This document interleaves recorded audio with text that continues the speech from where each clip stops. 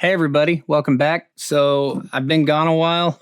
I had to take a step back and focus on dealing with some health issues I was having. But I'm back now, and hopefully I can get back on a regular routine on here. This time away has actually given me a lot of time and energy to put into some video ideas. So I've got a lot in the tunnel, so things should be pretty busy over the next couple weeks. But I don't want to get too sidetracked on all of that. I want to focus on this video for now.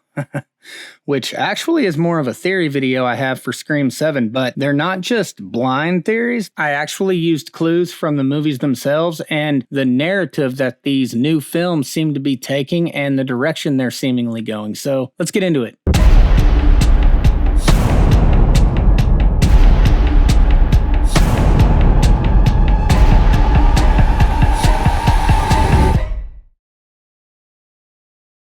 So it should go without saying, but just in case, I want to cover myself here. This video will definitely contain Scream 6 spoilers, so if you still haven't seen that movie and you do not want to be spoiled at all, click off now, but for everyone else, here we go.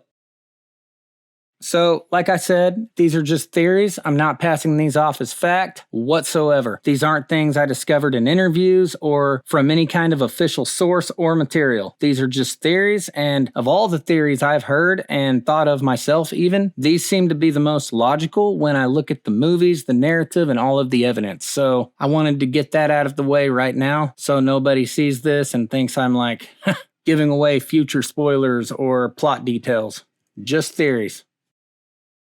All right, the first one I want to go over is in regards to Stu. Yep, this is another Stu video, half of it anyway. So I've got a few other videos about him and even addressed it in my Scream 6 review, but after watching the movie for a third time, I had time to process some information that I had been given from that movie and compare it with some stuff we got from Scream 5. And the bottom line is, there is a very loud group of fans who want Stu to come back. Now, for me personally, I just want them to let the old characters and the story from those first three movies be told and be done with. All of those characters had their complete story arcs. There was a nice contained little story. Then we got 4, and it had its own little thing going. But 5 took us in a whole new direction with brand new characters that I actually liked. And then 6 gave us Kirby back, which was nice. So I personally just want to see them go in a new direction and have faith in the characters they've given us. But I don't work for the studio. I don't work for Radio Silence. So at the end of the day, I have no say in the matter. I'm just a fan who's going to be there with my butt in the seat when the next movie comes out. That's how it is. And I know that they're probably going to do a good job. I believe these movies are in very good hands. So I'm saying that to say that even though I don't necessarily want Stu to come back, I believe if anybody could do it competently, I think Radio Silence could. They have given me every reason in the past 2 movies, and especially in part 6, to have complete and total faith in them. So I'm not worried either way. But anyways, I digress. So just about every Scream fan out there, at least like the diehard fans, know the story behind Kevin Williamson's original Scream 3 script where Stu was supposed to come back. And everybody pretty much knows why it got canceled, yada yada. It's pretty common knowledge, but between that and the sheer raw love people have for the character of Stu, people have been clamoring for this guy to come back for years. They've been predicting it, and I personally wasn't really a fan of this theory, and like I said, I'm still really not. It would just really depend on how they did it and how well they stick the landing, but at the end of the day, I always try to be loyal to logic, reason, and evidence when it's presented to me. I don't just believe what I want to believe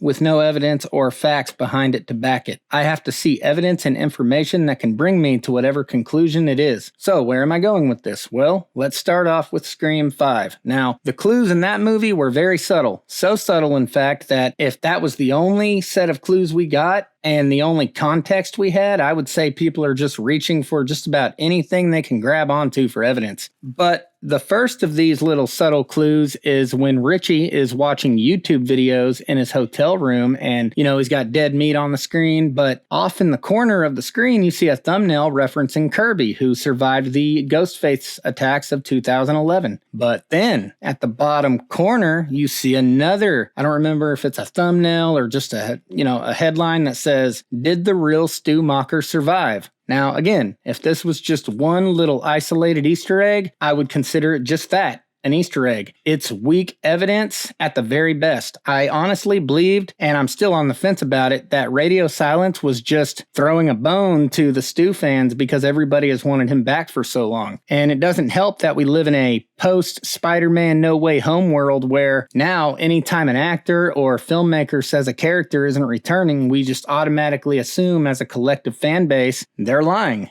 I don't do that, but if you spend more than 5 minutes on the internet, you'll find that a very large portion of fans do that. It's kind of crazy. They thought that was what happened when Neve Campbell said she wasn't returning, and lo and behold, she didn't come back for Scream 6. But at this point, I still did not believe the dude was coming back. But then, Scream 6 happened.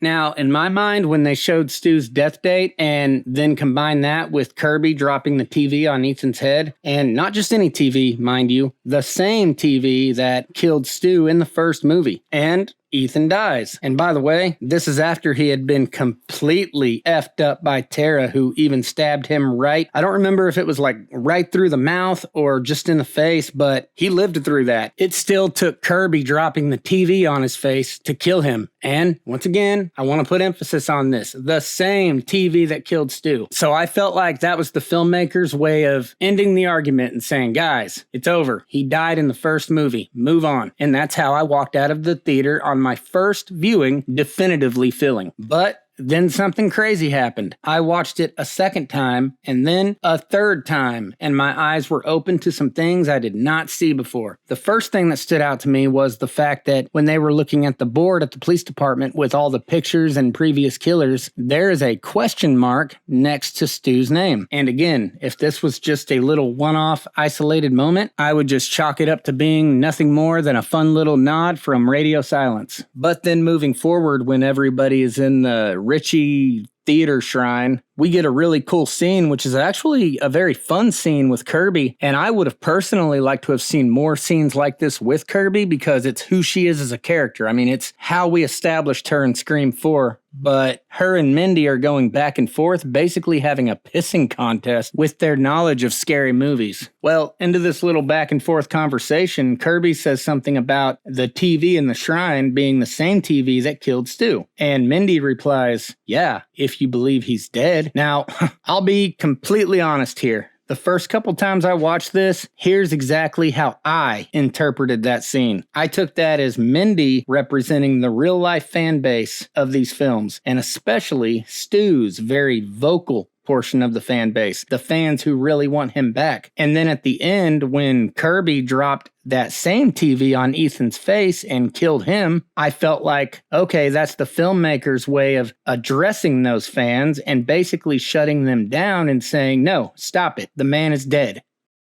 But I had a revelation and some things hit me that I had never considered before. And it's in the formula and narrative pattern of these new Radio Silence films. Now, what do I mean by that? So Scream 5, aka Scream 2022, is our reintroduction to the Scream universe. It's just a requel. It's just playing it safe and giving us a straightforward Scream movie that pays a lot of respects to the original, but also hits a lot of the same beats as the original. It establishes these new characters and the lore behind them and gives us a solid Scream movie. So, boom, that's out of the way. Then we get Scream 6. And from the moment Sam's phone rings and you see Richie's face light up on her screen, it was instantly obvious to me anyways, and based on everything I've read online and seen on YouTube, apparently it was obvious to a lot of other people too that this was going to be this generation's Scream 2. It wasn't complete film plagiarism. They mixed it up a little bit by adding his two siblings and throwing in a couple of other twists and turns and giving us the New York setting. And it was his dad instead of his mom, but it was very obvious that Scream 6 was definitely mirroring Scream 2 from 1997. Now let's look at those similarities and what they were, at least the major ones that really stood out. So Scream 2, the original Scream 2, takes place a year after the events of the first one,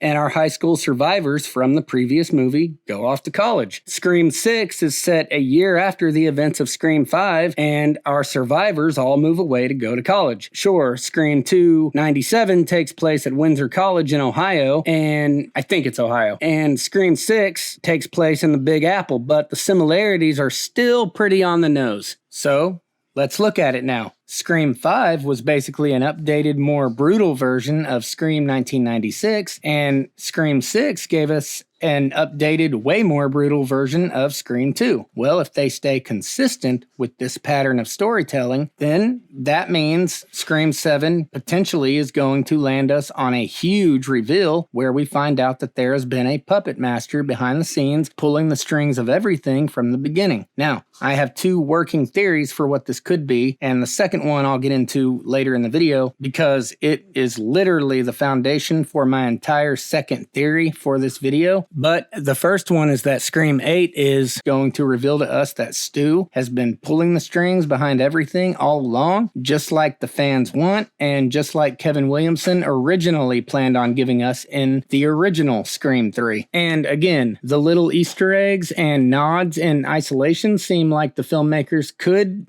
honestly just be trolling the fans.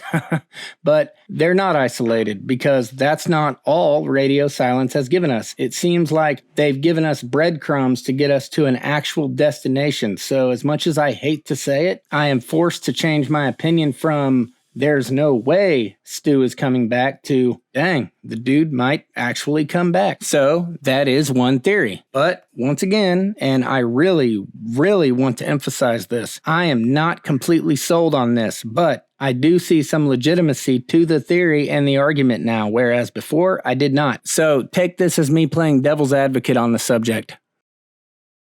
Now we're at the second thing, and both theories are firmly planted in the idea that they're following the pattern of the original trilogy, but in a different aspect. Think of it as two different branches on the same tree trunk. So in the second scenario, Radio Silence are basically just trolling the fans with the Stu Easter eggs by dangling that carrot in front of them and making them connect dots that aren't even there in an attempt to lead them down the Stu rabbit hole, only to distract them from their actual plan, which is to take the sibling angle that Scream 3 took, where it's one of the Carpenter sisters. That's been behind everything from the beginning of this new trilogy. I mean, how big of a misdirect would that be? And to me, it would be a much better twist than Stu because nobody talks about it and nobody sees it coming, so it would blindside everyone, yet it's also so obvious and effectively hiding in plain sight. So let's look at the evidence for this theory. In Scream 5, we established that sometime in Sam's early teen years, she discovered Billy was her real dad, effectively breaking up her entire family. Obviously, she was just a kid. It wasn't done intentionally or maliciously, but who's to say that Tara hasn't been harboring some deep-seated, angry, festering feelings about Sam for their dad leaving this entire time and just hiding it really well? Who's to say that she wasn't in on the Richie and Amber killing spree in 5, but they were killed just before they could reveal it? Maybe Tara set everything up because she wanted her sister dead, but didn't want to be the one to do it, as it would be easier to trace back to her because there would be a motive, obviously, for, Sam's part in breaking up the family. And then in the last minute, Tara betrays Richie and Amber so she can get away with everything scot-free. Now you don't have to attribute anything from part 6 to her, obviously. You can keep that exactly the same with Detective Bailey, Ethan, and Quinn only wanting revenge on Sam because obviously they would have known nothing about Tara, as her involvement would have been completely kept secret. So you don't have to retcon anything from part 6. It's its own thing, just like the original Scream 2, where you had Scream 1 with Billy and Stu, and then you had Scream 2 with Mrs. Loomis wanting revenge on Sydney for killing her son and getting Mickey's help. But then part 3 comes around and you find out that the events of part 1 was all put together by Roman. So yeah, he may have technically by domino effect been responsible for the events of part 2, but he wasn't directly involved in that. Well, the same applies here. This essentially gives us a very logical and organic way to set up Tara as the big bad of this entire new trilogy, and it very much mirrors the original trilogy with a twist, of course. But that's it, guys. That's my two working theories, and I definitely want to know what you guys think about both of them, and which one you think is more viable given all the information we have. Meet me in the comments section and we can discuss it, or you can find me on one of my socials, which are in the video descriptions of all my videos. Also, hit the notification bell so you never miss a video. In the meantime, like and share this video. If you haven't already, please subscribe, and I'll catch you guys in the next one.